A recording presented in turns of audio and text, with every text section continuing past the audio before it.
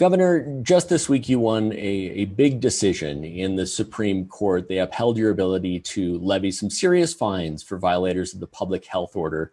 Your statement was that the state shouldn't have to fine anybody. To doing the right thing in a crisis shouldn't be something we have to argue about, but anyone endangering the lives of New Mexicans will face the consequences. My thanks to everyone doing their part every day. So far, your lawyer says only about 16 businesses have faced those steep fines. And it strikes me that you have a bit of an enforcement problem. And increasingly, the response from the people who disagree with you is kind of, so what? How do you address that? Well, I think we are addressing it, right, by doing as much as we can, responding to every single complaint. And whether you're in a small restaurant in a rural community or a big restaurant in an urban community or another business, we've had retailers and others. We work really hard. We give you a cease and desist. It's the same format. We try hard, actually, not to get to civil penalties because we're in an economic crisis as well as a public health crisis.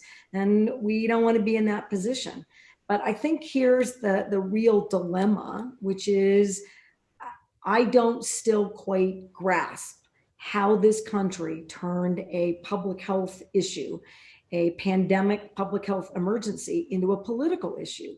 And that defying a public health order is a political statement against a governor or a legislative body or a mayor or a county commission. I mean, look at the infighting on those decisions going on all across the country between mayors and other elected leaders and governors. And I think that has a lot more to do with failed leadership at the federal level and politicizing this public health emergency. And so the answer is we need consistent, scientifically based public health efforts at the national level, because then I think that people don't buy into it's a fairness issue. A governor somewhere, even me included, are being unfair to one industry or another, or one community or another. COVID is unfair, period. Restaurants, as an example, they didn't create high-risk issues. They didn't bring COVID to their restaurants. People brought it and infected largely workers and others. And the quicker that we get better public health practices and less political infighting about decisions, the sooner we can return to a more normalized environment. And so there's not an easy effort here, right? There's not an easy statement or a set of solutions because you don't have a good federal response. So people politicized it. That never happened to me as the health secretary before. We made tough decisions about flu, about plague, about hantavirus, and people just followed that because it was evidence-based. They didn't think about that it was political, even though I worked for an elected person, a governor, right, of a political party who was elected, and now that's not the case. So I'm disappointed by that for the country, but we're going to keep making the best decisions for New Mexicans. You look at situations like Lee County, where you have the sheriff down there who's not only refusing to enforce the mask mandate, but posed at restaurants that are supposed to be closed and theoretically had their licenses to serve food suspended, dining inside with a big group of deputies. I'm trying to think of other ways in which he could sort of insult you and tell you that he's not going to do the things that you're asking him to do. How do you take that? And maybe more importantly, how do you convince New Mexicans to do what you're asking? Well, Matt, I think the vast majority of New Mexicans are doing what we're asking them to do. I mean, our numbers, we keep flattening the curve. We see our case count go down. I think by and large, New Mexicans have sacrificed and are doing their part. We do have some areas, and you've mentioned a tough one. And again, Lee County seeing a surge. They're seeing more positive cases. You can see that the more things that are open, the worse the behavior, public health behavior is, more cases you have. I mean, it's all scientifically based.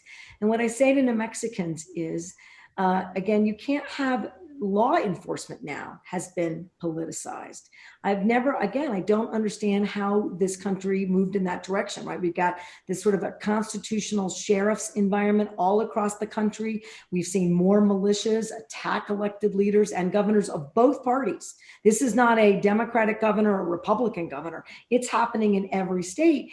And law enforcement, local elected law enforcement folks are saying we don't have to follow a governor's orders. Yes, you do. That is what chaos is. You take a sworn oath. That's like having doctors say, we think I agree with President Trump. COVID is a hoax. So if you say you've got COVID, I'm not going to treat you. That is not how we can do things. And it pains me that, we're going to work to hold those sheriffs accountable in Lee County. We made it really clear that a mayor cannot tell businesses that they can defy the order. That poor business now has a significant financial liability. The county could potentially and city have financial liabilities because you've got employees who were required to come to work in practices that were unsafe. I hope that we can get beyond politicizing an elected leader's decision-making. And I guess sheriffs might say, we're elected too, but you're elected to follow whatever the laws are and to hold your constituents accountable when they don't do that. And I'm going to remind New Mexicans of this, with all due respect to everyone who finds themselves in untenable situations where their friends and neighbors own these restaurants, where restaurants have often been, right, the cornerstones to making sure that law enforcement, right, that their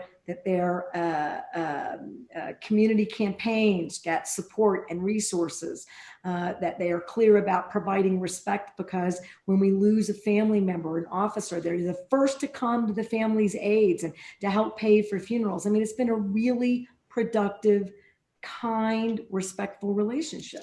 So I can see how that could be really painful for a sheriff or a deputy sheriff. But when I was the Secretary of Health, I remember, frankly, debating with local law enforcement about booster seats and car seats and requirements and citations for texting. They're all public health issues. Do you remember, Matt, the fight about helmets for cyclists and kids and skateboarders? And we had law enforcement say, well, we won't enforce it. Well, they do enforce it now. So I think we need to get beyond this. It is not a power struggle. Nobody wants to tell any other independent adult what to do. But if we can create public health decisions and public health systems that keep us all safe, whether it's a helmet for kids riding bicycles, or whether it's about making sure that businesses are not prematurely open during COVID, it's good work. And frankly, we've now got research that shows that it doesn't make your economy any weaker than the states that fully opened and then had to fully close. And maybe people who watch this interview will keep a much more open mind that these are evidence-based public health decisions. They're not intended to be rural versus urban, sheriff versus police, police versus state police. That's not how we make these decisions. They're based on keeping New Mexicans safe, and I need everyone to do their part. Part of the frustrating part about this has to be that evidence existed from the flu of 1918, that communities that shut down earlier came back earlier and came back economically stronger. The only thing it seems to cost the folks, and this is evidence-based, who open up earlier, is lives. I want to go back to late April, early May. May 1st, the New York Times runs a headline that says how New Mexico is beating the virus. Those were the salad days, so to speak, if those can be there. Did the state and perhaps you as the governor get a little overconfident when we began to open up, thinking that we had this thing beat, and then along comes Memorial Day and along comes June and July and things get pretty ugly?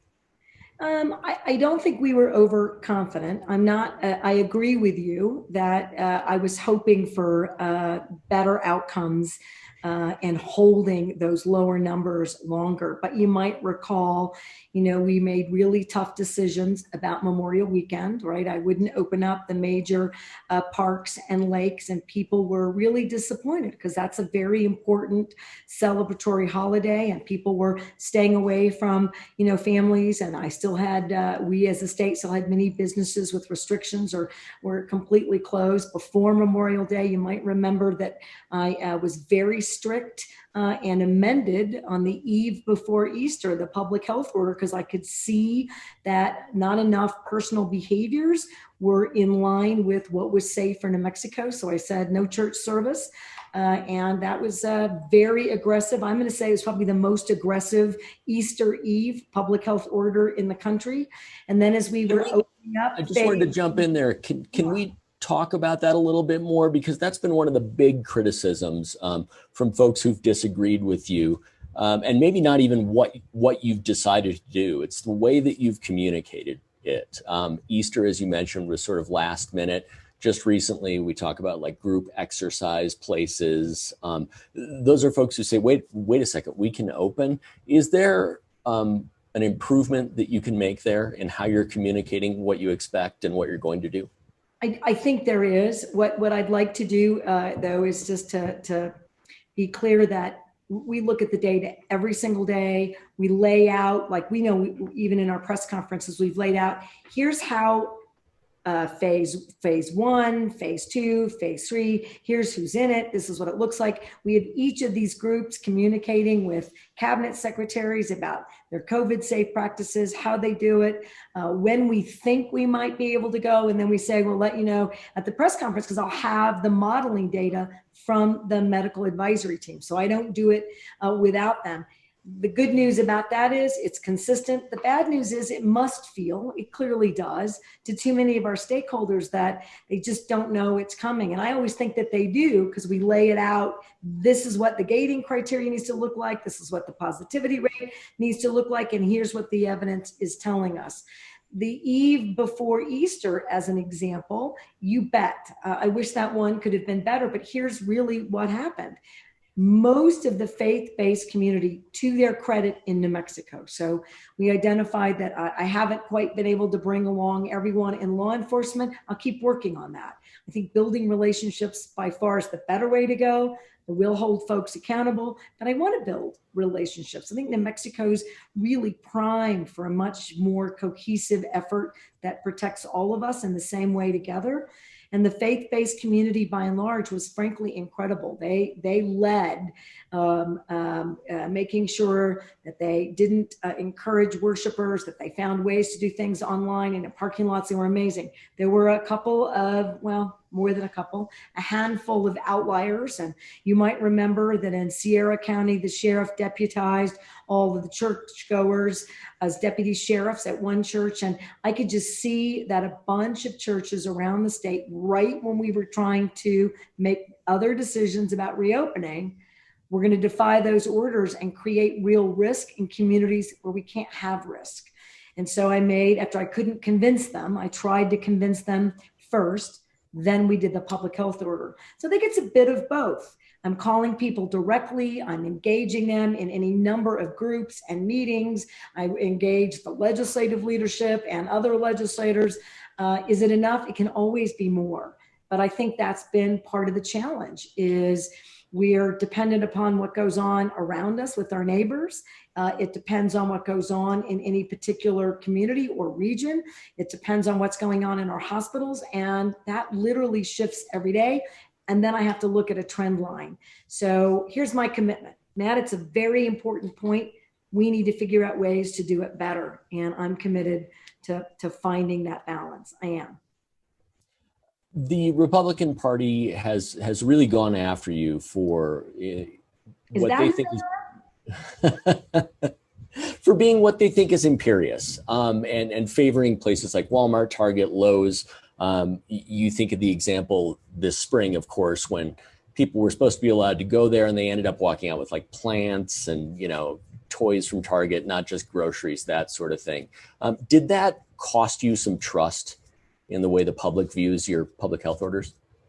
Well, I don't want to do any of the political work, but look, folks are trying to figure out how do Americans, how do New Mexicans feel about what governors are doing and how they've done it. And I would say that those results from polling and questions and focus groups has shown over and over again that people want you to make the hard decisions, and making a hard decision can not feel like it's very fairly applied.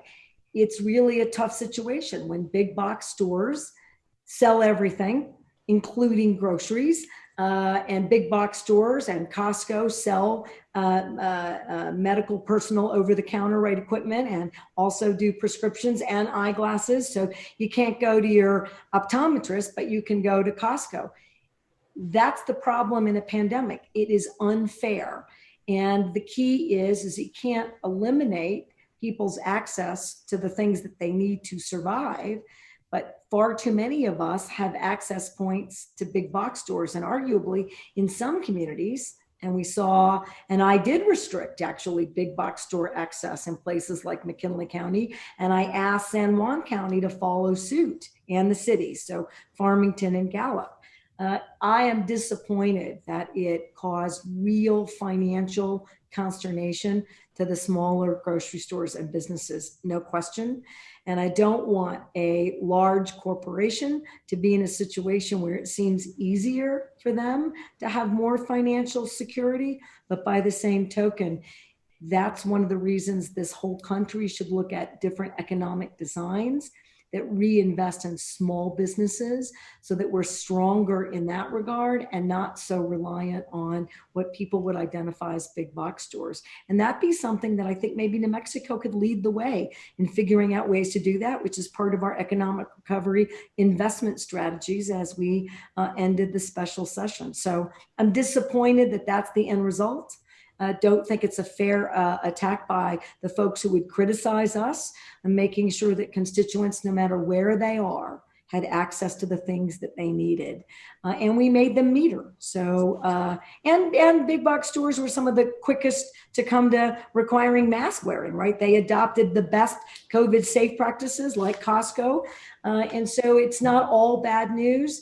But I disagree that that's a fair criticism, but I don't disagree that it feels, right? It doesn't feel right that a big box store can sell me a shirt and a bag of groceries and a retailer can't. And that's why we wanted the numbers to get as low as possible so we could open those smaller businesses and do more curbside delivery, et cetera. And we did that. I want to, before we go, get to schools. That's something that everyone, including yourself, is watching very closely. Is there a way you think that you can make this more clearly for the folks who are watching and have kids or are teachers about the science, the same way that you've done with gating criteria for the business community and that sort of thing, to say, okay, here's what I need to see. If we don't see that, then it's 6 more weeks of distance learning or something like that? Well, let's try it this way. And thank you. That I really appreciate this question. So what states are beginning to see, and we are too in New Mexico, is that if your positivity rates aren't at 5 or below, you can expect to see case surges that can have a significant negative impact on your ability to keep folks safe, particularly in education. And here's a couple examples. Georgia, Mississippi went to in-person schools and immediately, right, have positive cases. I think the school district in Atlanta had something like, after a couple of cases, 226 personnel in their largest school district that are either positive or came into contact with someone who was positive, so they're quarantined. So, or isolated, depending upon that state's stay at home and quarantine orders. Well, that's unfair to those educators. It's also unfair to the students who are then positive. It's also really risky and unfair to those families. And it happened immediately. Mississippi, Georgia, we're going to see it happening all around the country. The positivity rates in those communities seem to be very key indicators, which means there's too much of the virus present. People are going to be asymptomatic and you're going to have spread. And it's community spread in your community that causes the problem, not schools in and of themselves, but indoor connections, right? Close proximity to other humans, and the volume of humans creates the opportunity for the virus to move. So you only have 3 tools: social distancing, mask wearing, not gathering. That's all you have available to you. So here's what we're going to do in New Mexico. We're going to get to that 5% or lower. We were at 3% positivity rate. And maybe, Matt, I should explain that. No matter how many tests you perform, you do the math to figure out what percentage positives are of the total number of tests conducted in a single testing period. If that rate is above 5%, the prevalence of the virus in your community and community spread, too high. If it's 5 or lower, I'd like to see it at 3. I think the modeling team says we're safe at about 5. I'm going to go with what the modeling team tells me is the right number. And I think New Mexico is going to tend to be a leader. I think you're going to see more states go to that 5 or under as their gating criteria specific to education. And here's another aspect. In smaller businesses, when we do a rapid response, so I will take a restaurant or a retailer or an auto parts store retailer, or a pharmacy or a dentist office. You know, you've got 20 employees, and in a day you saw 10 people, dentist office, 20. When we do a rapid response, we can test all those folks quickly, immediately, and know where we are. In a school district, we had a bus driver, or you had an itinerant substitute, or you had a school nurse that went to 5 schools who may be positive, you've got a huge rapid response and testing nightmare on your hands, and contact tracing, because now each of those families has to be contact traced. And what school districts are asking for, and I don't think they're wrong, is that states have to be able to provide surveillance testing. So they get rapid point of contact testing all the time. Well, this country doesn't have access to those kinds of supplies. I'd like to create a better response. I'm hoping we will do surveillance testing, Matt. I'd like to do more point of care. What that means is if you go to the school, you can be tested right there. And in 45 minutes to 2 hours, I know. Rapid testing means I know in 15 minutes. And there's a ton: saliva, blood work, even the nasal pharyngeal. But we don't have all the laboratory instruments to do that, nor do we have the commodities, the test tubes, the swabs, or the reagents to pull it out. So until I get all of that for schools, it's high risk, which is why we wanted to go to a hybrid model. Fewer kids, fewer faculty, fewer arrangements, go slow with just elementary school. And that's why. And I hope that was a better understanding of why it's so hard to do in-person learning while COVID is being rapidly community spread in our state and others. Absolutely. We just have about 30 seconds here, but quickly, do you see anything to indicate that we're likely to get kids back in classrooms before the spring semester? Yes. Our case counts, as you know, for the last 3 days have been low. We've dropped by 100 plus.